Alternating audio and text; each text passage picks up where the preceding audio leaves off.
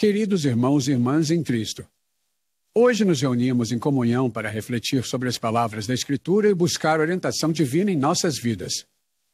O sermão que iremos ouvir é uma oportunidade de nos aproximarmos mais de Deus, de compreendermos Sua vontade e de fortalecermos a nossa fé. O dia da expiação, este será um estatuto eterno para vocês, fazer expiação pelos filhos de Israel por todos os seus pecados uma vez por ano. Levítico 16:34. Os judeus tiveram muitas cerimônias marcantes que maravilhosamente expressaram a morte de Jesus Cristo como a grande expiação de nossa culpa e a salvação de nossas almas. Um dos principais rituais foi o dia da expiação, que eu acredito que foi principalmente destinado a simbolizar aquele grande dia de vingança de nosso Deus, que também foi o grande dia da aceitação de nossas almas, quando Jesus Cristo morreu de uma vez para sempre pelos injustos, para nos conduzir a Deus. O dia da expiação ocorria apenas uma vez por ano, para nos ensinar que Jesus Cristo só morreria uma vez e que, embora ele viesse uma segunda vez, seria sem uma oferta pelo pecado para a salvação. Os cordeiros eram abatidos continuamente, de manhã e à noite. Eles ofereciam sacrifícios a Deus, para lembrar ao povo que eles sempre precisavam de um sacrifício. Mas o dia da expiação, sendo o tipo da grande propiciação, ocorria apenas uma vez por ano, quando o sumo sacerdote entrava no véu com sangue como expiação pelos pecados do povo. E isso foi em um tempo definido e designado. Não foi deixado à escolha de Moisés, ou à conveniência de Arão, ou a qualquer outra circunstância que pudesse afetar a data. Foi designado para ser em um dia específico. Como você encontra no versículo 29, no 7º mês, no 10º dia do mês, e em nenhum outro momento haveria o dia da expiação, para nos mostrar que o grande dia da expiação de Deus foi designado e predestinado por Ele mesmo. A expiação de Cristo ocorreu apenas uma vez, e então não foi por acaso. Deus havia estabelecido isso antes da fundação do mundo. E na hora em que Deus havia predestinado, naquele mesmo dia em que Deus havia decretado que Cristo morresse, ele foi conduzido como um cordeiro ao matadouro, e como uma ovelha diante de seus tosqueadores ele ficou mudo. Era apenas uma vez por ano, porque o sacrifício deveria ser uma vez, era em uma determinada época do ano.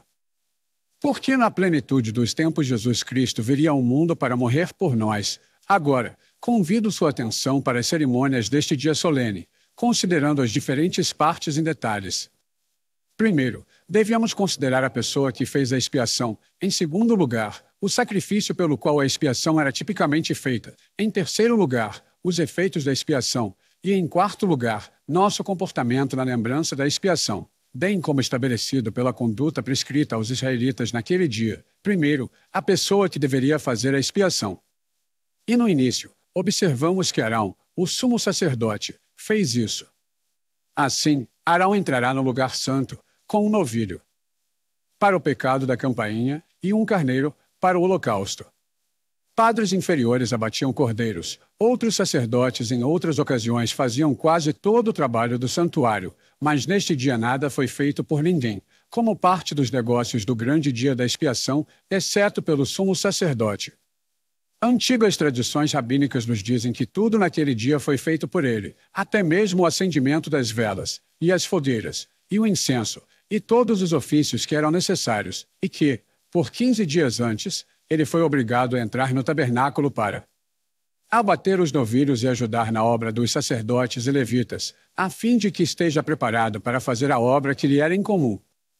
Todo o trabalho foi deixado para ele. Então, amado, Jesus Cristo, o sumo sacerdote, e ele apenas opera a expiação. Há outros sacerdotes, pois nos fez sacerdotes e reis para Deus. Todo cristão é um sacerdote para oferecer sacrifícios de oração e louvor a Deus, mas ninguém, exceto o sumo sacerdote, deve oferecer expiação. Ele, e somente ele, deve entrar no véu. Ele deve matar o bode e borrifar o sangue. Pois, embora a ação de graça seja compartilhada por todo o corpo eleito de Cristo, a expiação permanece somente para ele, o sumo sacerdote. Então é interessante notar que o sumo sacerdote neste dia era um padre humilde. Você lê no versículo 4, ele vestirá a túnica sagrada de linho. E ele terá as calças de linho sobre sua carne, e será cingido com um cinto de linho, e com uma mitra de linho ele será vestido. Estas são vestes sagradas. Em outros dias, Ele usava o que as pessoas costumavam chamar de vestes douradas. Ele tinha a mitra com uma placa de ouro puro em volta da testa, amarrada com um azul brilhante, o esplêndido peitoral, cravejado de pedras preciosas, adornado com ouro puro e cravejado de pedras preciosas, o glorioso éfode, o tilintar dos sinos e todos os outros ornamentos, com os quais ele se apresentou ao povo como sumo sacerdote aceito. Mas neste dia ele não tinha nenhum deles. A mitra dourada foi posta de lado, o colete bordado foi retirado. O peitoral foi retirado, e ele saiu simplesmente com o casaco sagrado de linho, as calças de linho, a mitra de linho, e cingido com um cinto de linho. Naquele dia ele se humilhou assim como o povo se humilhou. Bem, essa é uma circunstância notável. Você verá várias outras passagens nas referências que confirmam isso, que a vestimenta do sacerdote naquele dia era diferente. Como Maier nos diz, ele usava vestes, e gloriosas, em outros dias, mas neste dia ele usava 4 roupas humildes. Jesus Cristo, então, quando fez a expiação, era um sacerdote humilde. Ele não fez a expiação revestida de todas as glórias de seu antigo trono no céu. Em sua testa não havia diadema, exceto a coroa de espinhos. Em torno dele não havia nenhum manto púrpura, exceto a que ele vestiu por um tempo em zombaria. Em sua cabeça não havia cetro, exceto a cana que lançaram em cruel desprezo sobre ele. Ele não tinha sandálias de ouro puro, nem estava vestido de rei. Ele não tinha nenhum daqueles esplendores que deveriam torná-lo poderoso e distinto entre os homens. Ele saiu em seu corpo simples, sim, em seu corpo nu, pois eles tiraram até mesmo o manto comum dele, e o fizeram pendurar diante do sol de Deus. Do universo de Deus, nu, para sua vergonha e desgraça de quem escolheu fazer tão cruel e covardemente uma ação. Ó, minha alma, adora o teu Jesus, que ao fazer expiação se humilhou e envolveu-se com o manto do teu barro inferior. Ó, anjos, vocês podem entender quais foram as glórias que ele deixou de lado. Ó, tronos, principados e potestades, vocês podem dizer qual era o diadema com o qual ele dispensou, e quais as vestes que ele colocou de lado para se envolver em trajes terrestres. Mas, homens, dificilmente podeis dizer quão glorioso é seu sumo sacerdote agora, e dificilmente podeis dizer quão glorioso ele era antes. Mas, ó, adoro, pois naquele dia era o linho simples e limpo de seu próprio corpo, de sua própria humanidade, com o qual ele fez expiação por nossos pecados. Em seguida, o sumo sacerdote que ofereceu a expiação deve ser um sumo sacerdote imaculado. E porque não havia ninguém a ser encontrado, Arão sendo um pecador, assim como o povo, você observará que Arão teve que se santificar e fazer expiação por seus próprios pecados antes que pudesse fazer uma expiação pelos pecados das pessoas. No 3º versículo, você lê assim é que Arão entra no lugar santo com um novilho como oferta pelo pecado e um carneiro como holocausto. Isso era para ele. No versículo 6 é dito, e Arão oferecerá o seu novilho da oferta pelo pecado, que é por si mesmo, e fará expiação por si e pela sua casa. Sim, mais ainda, antes de entrar no véu com o sangue do bode que era a expiação pelo povo. Ele tinha que entrar no véu para fazer expiação por si mesmo. Nos versículos 11, 12 e 13, é dito, e Arão trará o novilho da oferta pelo pecado, que é por si, e fará expiação por si e pela sua casa, e matará o novilho da oferta pelo pecado, que é para si mesmo. E ele tomará um incensário cheio de brasas acesas do altar perante o Senhor, e suas mãos cheias de incenso aromático batido, e o trará para dentro do véu. Porá o incenso sobre o fogo diante do Senhor, para que a nuvem do incenso cubra o propiciatório que está sobre o testemunho, para que ele não morra. E tomará do sangue do novilho, isto é, o novilho que matou para si, e aspergirá com o dedo sobre o propiciatório a leste. E diante do propiciatório espargirá o sangue com o seu dedo 7 vezes. Isso foi antes de matar o bode, pois diz que então ele matará o bode.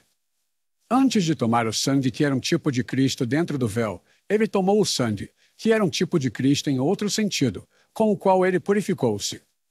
Arão não deve entrar no véu até que pelo novilho seus pecados tenham sido tipicamente expiados, nem mesmo então sem o incenso fumegante queimando diante de sua face, para que Deus não olhe para ele e ele morra, sendo um mortal impuro.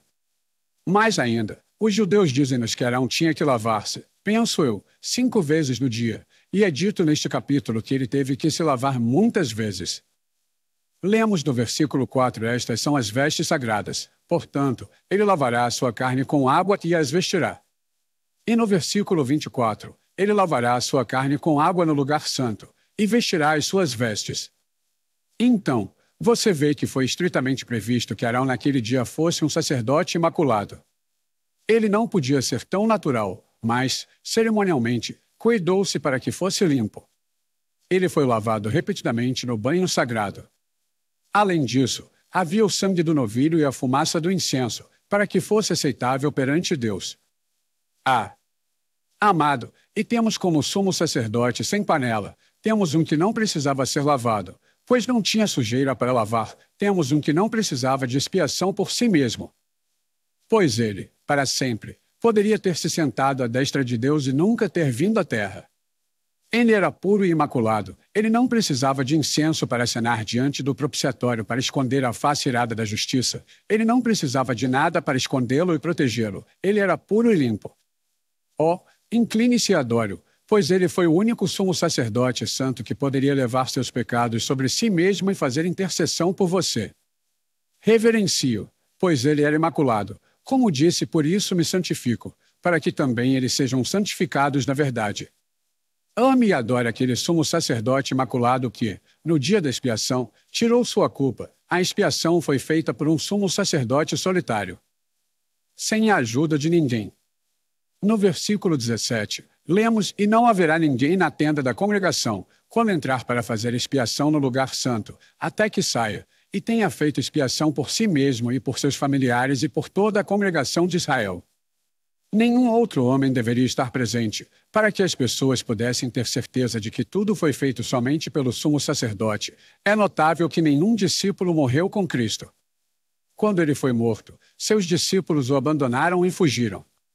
Eles não crucificaram nenhum seguidor dele, para que ninguém pensasse que o discípulo compartilhou a honra da expiação. Os ladrões foram crucificados com ele porque ninguém suspeitaria que eles pudessem ajudá-lo. Mas se um discípulo tivesse morrido, poderia-se imaginar que ele compartilhou a expiação. Deus guardou o círculo sagrado do Calvário para Cristo, e nenhum de seus discípulos morreu lá com ele, o sumo sacerdote, como Cristo, fez tudo sozinho. Ele não tinha nenhum filho, nenhum Eliezer, nenhum Finéias, nenhum incenso queimado.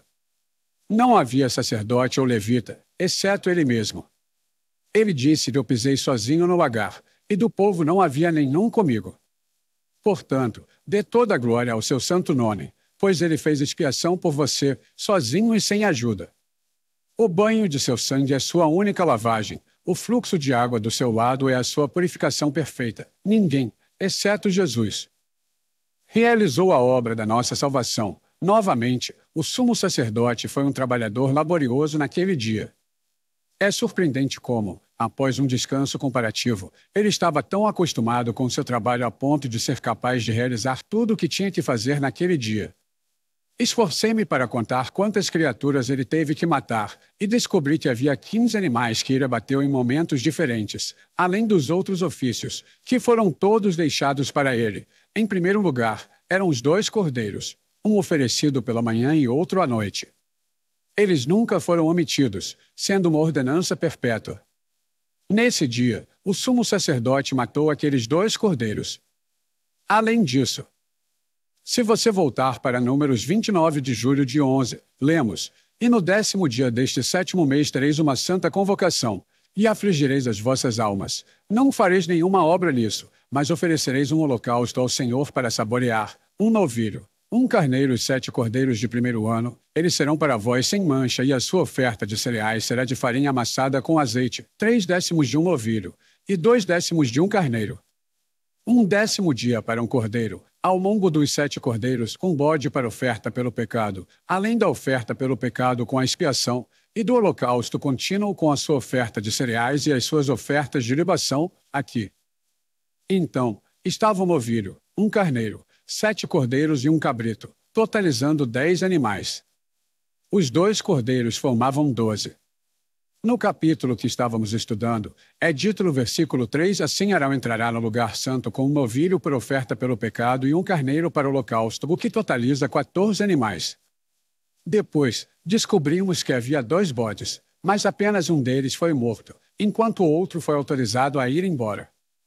Portanto, tínhamos 15 animais a serem abatidos, além dos holocaustos de ação de graças, oferecidos como demonstração de gratidão, indicando que a expiação da oferta pelo pecado havia sido aceita. O sacerdote ordenado naquele dia em Jesurum trabalhou arduamente como um levita comum, superando em esforço até mesmo um dia comum. O mesmo acontece com nosso Senhor Jesus Cristo. Oh, que trabalho árduo foi a expiação para ele! Foi uma obra que nenhuma mão do universo poderia ter realizado, mas ele a concluiu sozinho.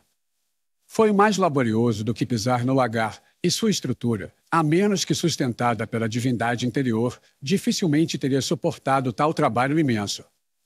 Houve o suor sangrento no Getsemane. Ele passou a noite vigiando, assim como o sumo sacerdote fazia, com medo de que a impureza o tocasse.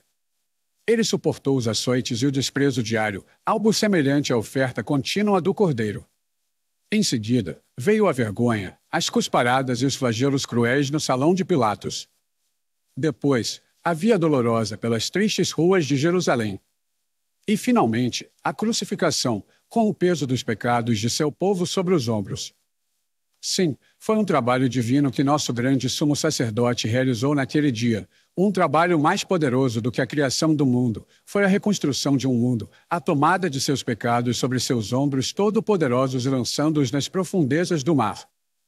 A expiação foi realizada por um laborioso sumo sacerdote, que trabalhou de fato naquele dia. Jesus já havia trabalhado antes, mas nunca como fez naquele maravilhoso dia de expiação. Agora, considere a pessoa que fez a expiação. Vamos analisar por um momento os meios pelos quais a expiação foi feita. Você pode ler no versículo 5: ele tomará da congregação dos filhos de Israel 2 bodes para oferta pelo pecado e 1 carneiro para holocausto. E nos versículos 7, 8, 9 e 10, ele tomará os 2 bodes e os apresentará perante o Senhor, à porta da tenda da revelação. Arão lançará sorte sobre os 2 bodes, um lote para o Senhor e o outro lote para o bode expiatório. Arão trará o bode sobre o qual caiu a sorte do Senhor e o oferecerá como oferta pelo pecado. Mas o bode sobre o qual caiu a sorte para ser o bode emissário será apresentado vivo perante o Senhor, para fazer expiação com ele, e então será enviado como bode emissário para o deserto. Certamente, aqui estão as correções em seu texto. O primeiro bode eu considerava ser o grande tipo de Jesus Cristo, a expiação. Não considero que seja o bode expiatório. O primeiro é um tipo do meio pelo qual a expiação foi feita, e devemos nos ater a esse primeiro. Observe que esse bode, é claro, atendeu a todos os pré-requisitos de todas as outras coisas que foram sacrificadas. Deve ser uma cabra perfeita e sem mácula do primeiro ano. Da mesma forma, nosso Senhor era um homem perfeito, no auge e vigor de sua masculinidade. Além disso, este bode era um eminente tipo de Cristo, pois foi tirado da congregação dos filhos de Israel, como nos é dito no versículo 5. O tesouro público forneceu a cabra. Portanto, amados, Jesus Cristo foi, antes de tudo, comprado pelo tesouro público do povo judeu antes de morrer. Eles o avaliaram em 30 moedas de prata, um bom preço, e, como estavam acostumados a trazer o bode, trouxeram-no para ser oferecido. Não com a intenção de que ele fosse o sacrifício deles, mas involuntariamente cumpriram isso quando o levaram a Pilatos e gritaram: crucifica-o! Crucifica-o! Ó, amados! De fato, Jesus Cristo saiu do meio do povo, e o povo trouxe. Estranho que seja assim. Ele veio para os seus, e os seus não o receberam. Os seus próprios o levaram para ser morto. Os seus próprios o conduziram ao propiciatório. Observe novamente que, embora esse bode, como o bode expiatório, tenha sido trazido pelo povo, a decisão de Deus ainda estava nele. Como Marcos diz, Arão lançará sorte sobre os 2 bodes, um para o Senhor e outro para o bode emissário. Imagino que a menção de sorte seja para ensinar que, embora os judeus tenham trazido Jesus Cristo voluntariamente para a morte, Cristo havia sido designado para morrer, e até o próprio homem que o vendeu foi designado para isso.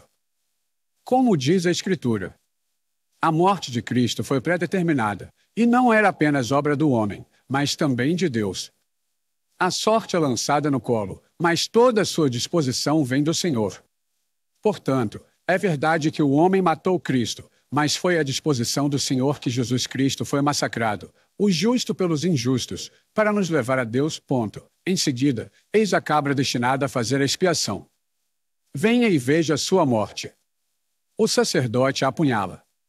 Observe suas agonias. Contemple-o lutando por um momento. Veja o sangue jorrar. Cristãos, aqui está o seu Salvador. Veja a espada vingativa de seu pai cravada em seu coração. Contemple suas agonias de morte. Observe o suor em sua testa. Veja sua língua aderindo ao céu de sua boca. Ouça seus suspiros e gemidos na cruz. Escute seu grito, Eli, Eli, lama sabachthani. E agora você tem muito mais em que pensar do que teria se apenas assistisse à morte de um bode para sua expiação. Observe o sangue escorrendo de suas mãos feridas e encontrando um caminho para a terra, de seu lado aberto. Veja-o jorrar como um grande rio. Assim como o sangue do bode normalmente fazia a expiação, então, cristão, o teu Salvador, ao morrer por ti, fez a grande expiação pelos teus pecados, e tu podes ser libertado. Certamente, aqui estão as correções em seu texto. Mas observe que o sangue desse bode não foi apenas derramado por muitos para a remissão de pecados, como um tipo de Cristo, mas aquele sangue foi levado dentro do véu e ali foi aspergido. Assim como o sangue de Jesus, borrifado agora com sangue o trono. O sangue de outras feras, exceto o novilho, era oferecido ao Senhor e não era levado ao lugar santíssimo, mas o sangue deste bode foi aspergido sobre o propiciatório e diante do propiciatório, para fazer expiação. Portanto, ó Filho de Deus, o sangue do teu Salvador fez expiação dentro do véu. Ele próprio o levou para lá. Seus próprios méritos e suas próprias agonias estão agora dentro do véu da glória, aspergidos agora diante do trono. Ó sacrifício glorioso, assim como o sumo sacerdote, nós te adoramos, pois por tua única oferta perfeita fizeste expiação para sempre, assim como esse bode abatido fazia expiação uma vez por ano pelos pecados de todo o povo. Agora, chegamos aos efeitos. Um dos primeiros efeitos da morte desse bode era a santificação das coisas santas que tinham sido profanadas. Você lê no final do versículo 15: ele o espargirá sobre o propiciatório, e fará expiação pelo lugar santo, por causa da impureza dos filhos de Israel e por causa de suas transgressões em todos os seus pecados, e assim fará ele para a tenda da congregação, que permanece entre eles no meio da sua impureza. O lugar santo foi profanado pelo povo. Onde Deus habita deve ser santo, mas onde o homem pisa, deve haver algum grau de impureza. Esse sangue de bode santificou o lugar que havia sido profanado. Foi um doce alívio para mim quando entrei aqui esta manhã. Eu pensei, estou indo para a casa de Deus, está é um lugar sagrado, mas então, ao pensar em quantos pecadores pisaram neste solo, quantos ímpios se reuniram em suas canções, eu pensei, foi contaminado, mas não há medo, pois o sangue de Jesus o tornou santo novamente. Eu pensei, esta é a nossa pobre oração que faremos, é uma oração sagrada, pois o Espírito Santo a inspira, mas ao mesmo tempo é uma oração profana, pois pronunciamos isso, e o que sai de lábios impuros como os nossos deve ser manchado. Mas, pensei novamente, é uma oração que foi aspergida com sangue, portanto, deve ser uma oração sagrada. Enquanto olhava para todas as harpas deste santuário, típicas de seus louvores, e para todos os incensários deste tabernáculo, típicos de suas orações, pensei comigo mesmo: há sangue em todos eles. Nosso santo serviço hoje foi aspergido com o sangue do grande Jesus, e como tal, será aceito por meio dele. Amados, não é doce refletir que nossas coisas sagradas agora são verdadeiramente sagradas, que, embora o pecado esteja misturado com todas elas, e pensamos que estão contaminadas, não estão, porque o sangue lavou toda a mancha. E o culto de hoje é tão sagrado aos olhos de Deus quanto o serviço dos querubins, e é aceito como os salmos dos glorificados. Lavamos nossa adoração no sangue do Cordeiro, e isso é aceito por meio dele. Claro, aqui estão as correções em seu texto, mas observe, o segundo grande fato é que seus pecados foram removidos. Isso foi estabelecido pelo bode expiatório. Você lê no versículo 20 quando ele tiver terminado de reconciliar o lugar santo, o tabernáculo da congregação e o altar, trará o bode vivo. Arão porá ambas as mãos sobre a cabeça do bode vivo e confessará sobre ele todas as iniquidades dos filhos de Israel e todas as suas transgressões em todos os seus pecados, colocando-os sobre a cabeça do bode. e depois o enviará pela mão de um homem apto para o deserto. O bode levará sobre si todas as suas iniquidades para uma terra não habitada e soltará o bode no deserto. Quando isso foi feito, você vê, a grande e maravilhosa expiação foi concluída e os efeitos dela foram estabelecidos para o povo. Bem, não sei quantas opiniões existem sobre esse bode expiatório. Uma das opiniões mais estranhas para mim é aquela sustentada por uma grande parte de eruditos, e vejo que esta está anotada na margem da minha Bíblia. Muitos eruditos pensam que a palavra bode expiatório, Azazel, era o nome do diabo que era adorado pelos pagãos na forma de uma cabra, e eles nos dizem que o primeiro bode foi oferecido a Deus como um sacrifício pelo pecado, e o outro foi enviado para ser atormentado pelo diabo e foi chamado de Azazel, assim como Jesus foi tentado por Satanás no deserto. A esta opinião, basta objetar que é difícil conceber que, quando o primeiro bode foi oferecido a Deus, o segundo deveria ser enviado entre os demônios.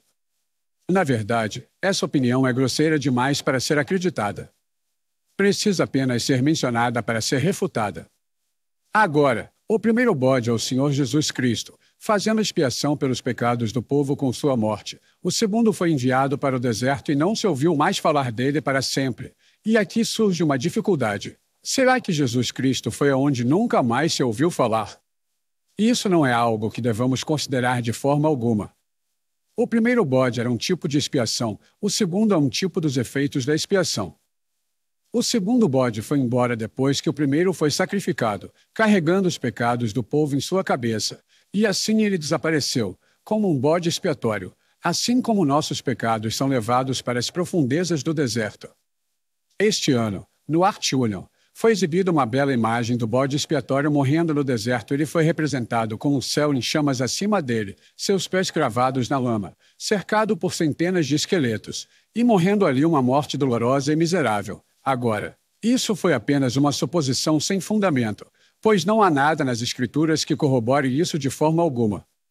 Os rabinos nos contam que esse bode foi levado por um homem para o deserto e lá caiu de um alto penhasco para morrer. Mas, como diz um excelente comentarista, se o homem empurrou a pedra para baixo, ele fez mais do que Deus lhe disse para fazer. Deus lhe disse para pegar um bode e deixá-lo ir. Quanto ao que aconteceu depois, nem você nem eu sabemos nada. Isso foi deixado propositalmente em mistério. Nosso Senhor Jesus Cristo levou nossos pecados sobre sua cabeça, assim como o bode expiatório, e ele se foi de nós. Isso é tudo. A cabra não era um tipo em sua morte ou em relação ao seu destino subsequente. Claro, aqui estão as correções em seu texto. Deus apenas nos disse que o bode deveria ser levado pela mão de um homem apto para o deserto. O relato mais correto parece ser o de um rabino Jarshi, que diz que geralmente levavam o bode a 12 milhas de Jerusalém, e a cada milha havia uma tenda onde o homem que o levava podia descansar até chegar à 10ª milha, quando não haveria mais descanso para ele até que visse o bode partir. Quando ele percorreu a última milha, ele parou e observou o bode até que este desapareceu, e ele não pôde mais vê-lo. Então, os pecados do povo também desapareceram. Agora, o que é um bom tipo se você não perguntar mais nada? Mas se você se intrometer onde Deus pretendia que você estivesse na ignorância, você não obterá nada com isso. Esse bode expiatório não foi projetado para nos mostrar a vítima ou o sacrifício, mas simplesmente o que aconteceu com os pecados. Os pecados do povo são confessados sobre essa cabeça. A cabra está indo embora. As pessoas a perdem de vista. Um homem em forma vai com ela. Os pecados estão indo com eles. E agora o homem chegou ao seu destino. O homem vê a cabra ao longe, pulando aqui e ali pelas montanhas, feliz com sua liberdade. Ainda não acabou. Um pouco mais longe. E agora está perdida de vista. O homem retorna e diz que não consegue mais ver, então as pessoas batem palmas, pois seus pecados também se foram. Ó, alma! Você pode ver que todos os seus pecados se foram? Podemos ter que fazer uma longa jornada e carregar nossos pecados conosco. Mas, ó! Como observamos e vigiamos até que sejam totalmente lançados nas profundezas do deserto do esquecimento, onde nunca mais serão encontrados contra nós para sempre. Mas observe, este bode não fez a expiação com sacrifício. Era um tipo de pecado indo embora e, portanto, era um tipo de expiação, pois você sabe, visto que nossos pecados são assim perdidos, é o fruto da expiação, mas o sacrifício é o meio de fazê-lo. Portanto, temos este grande e glorioso pensamento diante de nós, que pela morte de Cristo houve remissão completa, gratuita e perfeita para todos aqueles cujos pecados são colocados sobre sua cabeça. Pois eu gostaria que você notasse que neste dia todos os pecados foram colocados na cabeça do bode expiatório, pecados de presunção, pecados de ignorância, pecados de impureza, pecados pequenos e grandes, poucos pecados e muitos pecados, pecados contra a lei, pecados contra a moralidade, pecados contra as cerimônias, pecados de todos os tipos foram removidos naquele grande dia de expiação. Pecador, ó, que você teve uma parte na expiação de meu mestre. Ó, que você pôde vê-lo massacrado na cruz. Então, poderia ver ele ir embora levando cativo o cativeiro, e levando seus pecados onde eles nunca poderiam ser encontrados. Tenho agora um fato interessante para lhe contar, e tenho certeza de que você achará que vale a pena mencioná-lo. Vá para Levítico 25:9, e você lerá: então farás soar a trombeta do jubileu no 10º dia do 7º mês. No dia da expiação, ainda soará a trombeta por toda a tua terra. Aqui está o texto corrigido, de modo que um dos efeitos da expiação nos foi declarado no fato de que, chegando o ano do jubileu, ainda não era no primeiro dia do ano em que foi proclamado, mas no enésimo dia do 7º mês. Sim, acho que essa foi a melhor parte. O bode expiatório se foi e os pecados se foram, e assim que eles se foram, a trombeta de prata soa. O ano do jubileu está por vir. Voltem, pecadores resgatados, para casa. Nesse dia, os pecadores ficam livres. Naquele dia, nossas pobres terras hipotecadas são liberadas, e nossas pobres propriedades que foram perdidas por nossa falência espiritual são todas devolvidas a nós. Assim, quando Jesus morre, os escravos ganham sua liberdade e os perdidos recebem vida espiritual novamente. Quando ele morrer, céu, a herança perdida há muito tempo é nossa. Dia abençoado. Expiação e jubileu devem andar juntos.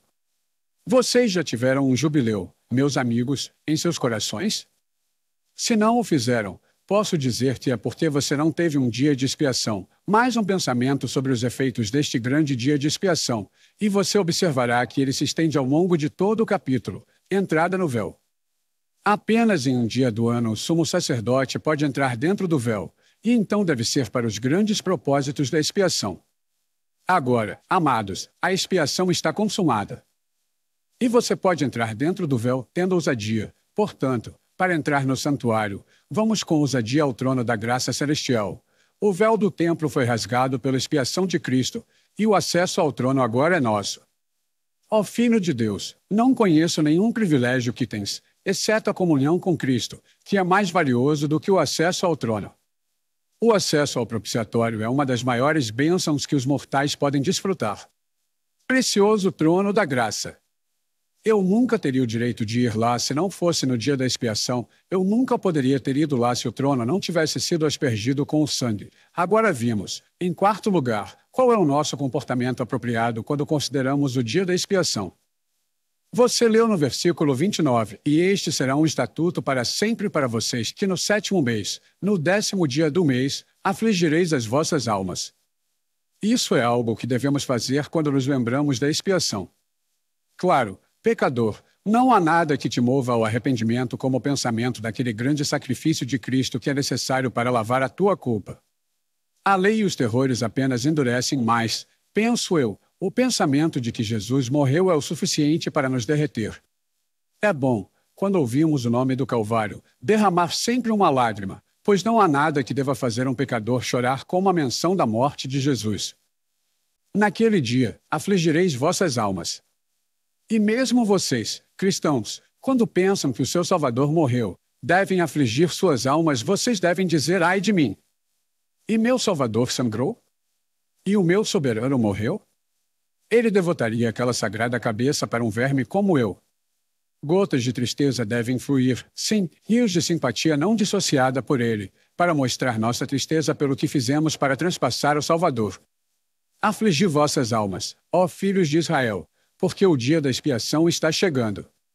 Chore sobre o seu Jesus, chore por aquele que morreu, chore por aquele que foi assassinado por seus pecados, e aflige suas almas. Então, melhor ainda, devemos absolutamente não trabalhar. Pois vocês encontram o mesmo versículo, 29. Quando consideramos a expiação, devemos descansar e não fazer absolutamente nada. Descansem de suas obras como Deus fez no grande sábado do mundo. Descansem de sua própria justiça. Descansem de seus deveres cansativos. Descansem nele. Nós que cremos entramos em descanso. Assim que virem a expiação concluída, digam: está feito, está feito. Agora servirei a meu Deus com zelo, mas agora não procurarei mais salvar a mim mesmo. Está feito para sempre. Então, havia outra coisa que sempre acontecia. Depois que o sacerdote fez a expiação, era comum para ele, depois de se lavar, sair novamente com suas vestes gloriosas. Quando as pessoas o viram, o acompanharam em sua casa com alegria e ofereceram queimadas ofertas de louvor naquele dia, ele agradecido por sua vida ter sido poupada, tendo sido permitido entrar no lugar santo e sair dele, e eles agradecendo que a expiação foi aceita. Ambos oferecendo holocaustos como um tipo que agora desejavam ser um sacrifício vivo, santo e agradável a Deus. Amados, vamos para nossas casas com alegria, vamos entrar em nossos portões com louvor. A expiação está concluída, o sumo sacerdote se foi para o véu.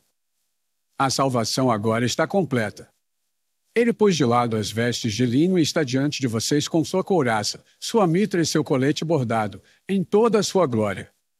Ouçam como ele se alegra por nós, porque ele redimiu seu povo e o resgatou das mãos de seus inimigos.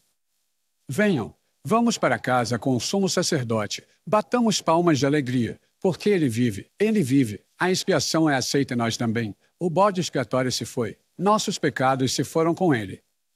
Vamos então para nossas casas com gratidão, e vamos subir às suas portas com louvor, pois ele amou seu povo. Ele abençoou seus filhos e nos deu um dia de expiação e um dia de aceitação, e um ano de jubileu. Louvado seja o Senhor!